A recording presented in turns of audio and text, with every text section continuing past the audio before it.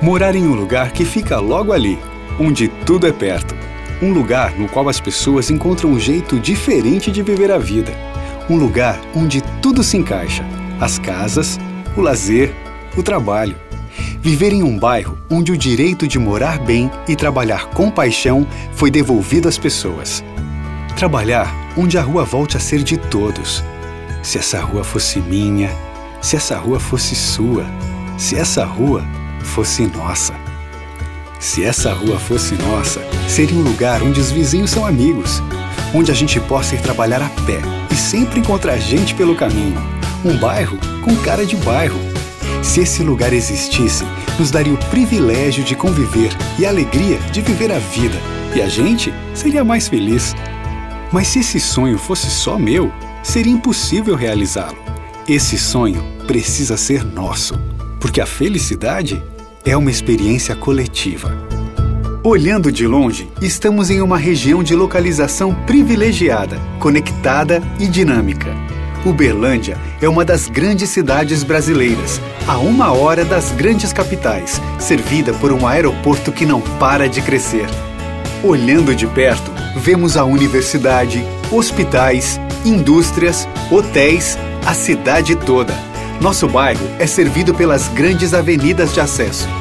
Olhando por dentro, vemos o urbanismo voltado para a convivência humana e para a tecnologia da vida moderna.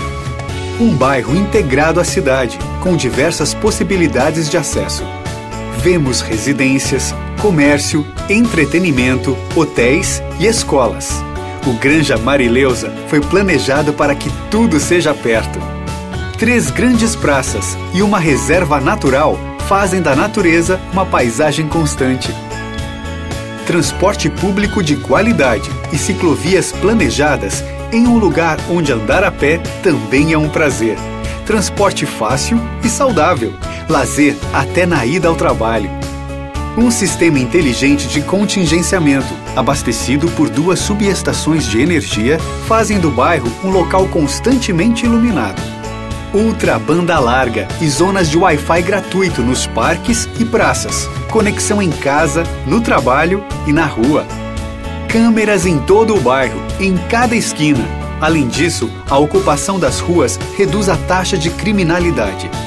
O Granja Marileusa é uma realização do Grupo Algar, um desejo de empreender e morar de um jeito diferente, em um urbanismo que une a residência ao comércio, ao ensino e ao lazer.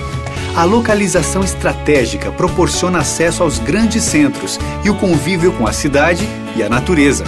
É um projeto que quer devolver às pessoas a sensação de pertencimento, de poder andar pela rua e encontrar outras pessoas. Este é um desafio que estamos felizes em enfrentar.